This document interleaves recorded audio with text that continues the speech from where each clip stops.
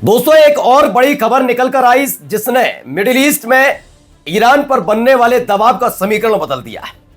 दरअसल सब कुछ ठीक ठाक चल रहा था, धमकी धमकी खेली जा रही थी। अचानक से ईरान में आता है भूकंप। जी, भूकंप अर्थक्वेक 5.5 ये मैग्नीट्यूड का था। और इन सब के बीच अचानक से धरती जहां हिली, उसे लेकर हिल गया अमेरिका और इजराइल। वजह यह है कि यह भूकंप कहीं और नहीं बल्कि उसी जगह आया जहां पर ईरान का न्यूक्लियर सेंटर बना हुआ है।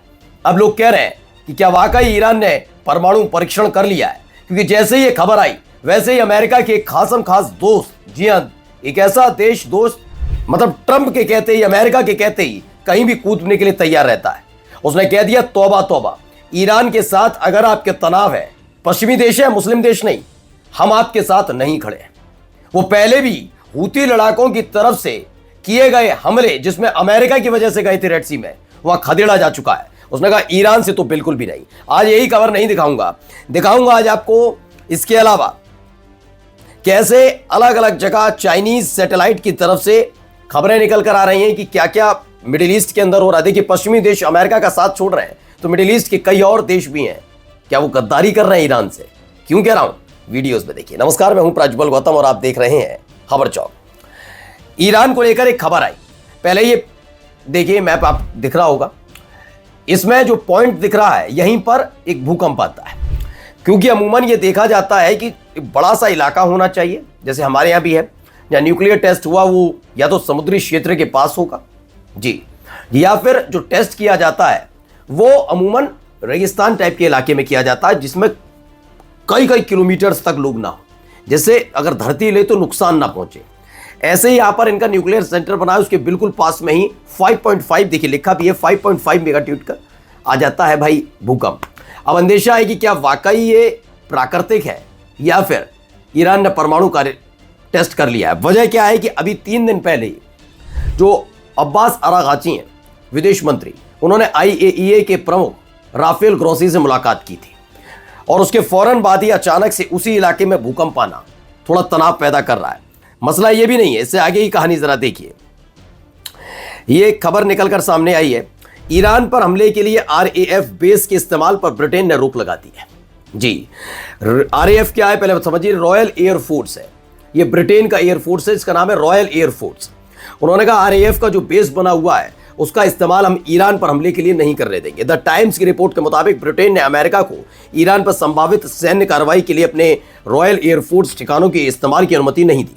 सूत्रों के मुताबिक लंदन को आशंका है कि ऐसी कार्रवाई अंतर्राष्ट्रीय कानून का उल्लंघन मानी जा सकती है, जिससे ब्रिटेन कानूनी और कूटनीतिक जोखिम में आ सकता है। लेकिन क्या मसला सिर्फ इतना भर है?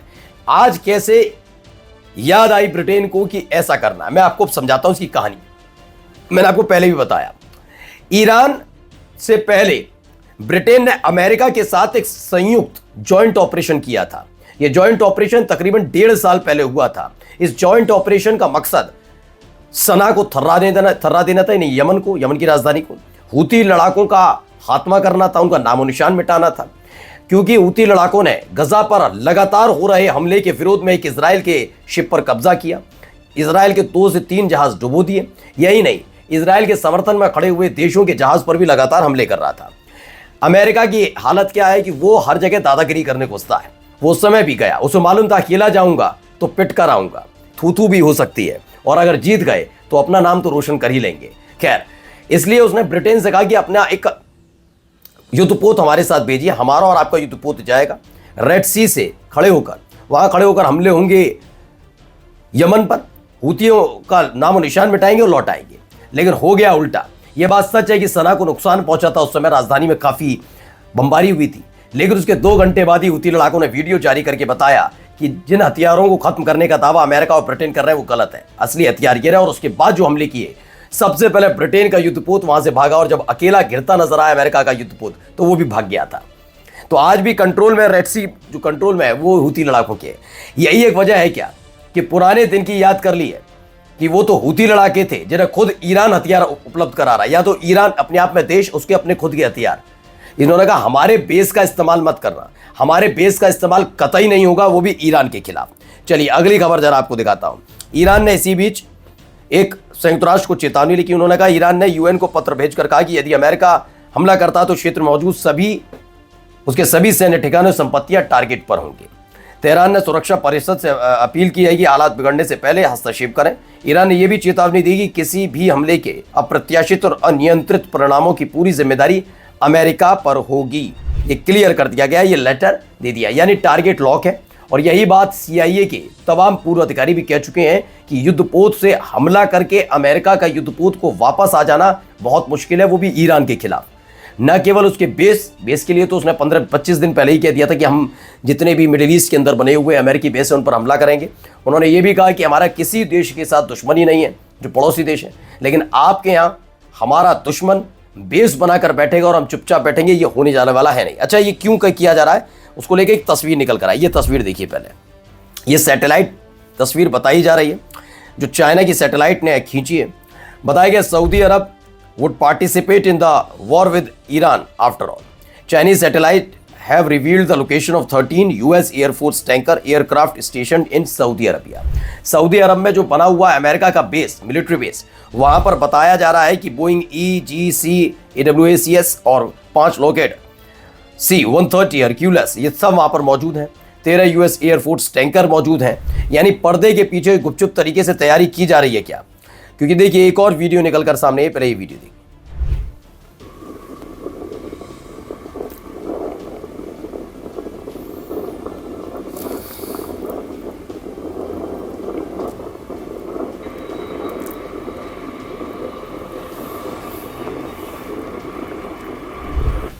तो अमेरिका ने परमाणु क्षमता वाले B-52 स्ट्रेटोफोर्टेज बम वर्षक विमानों को कतर के अल उदैद एयरबेस में तैनात किया।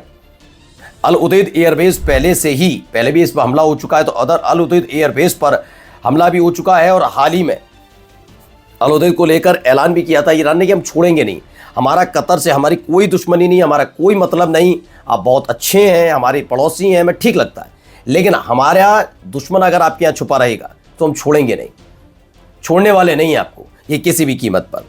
आइए इसी को लेकर एक और खबर निकल कर सामने आई है। जैसे ये खबर आई कि ये सब हो रहा है, उन सबके बीच देखिए क्या कह रहा है डोनाल्ड ट्रंप।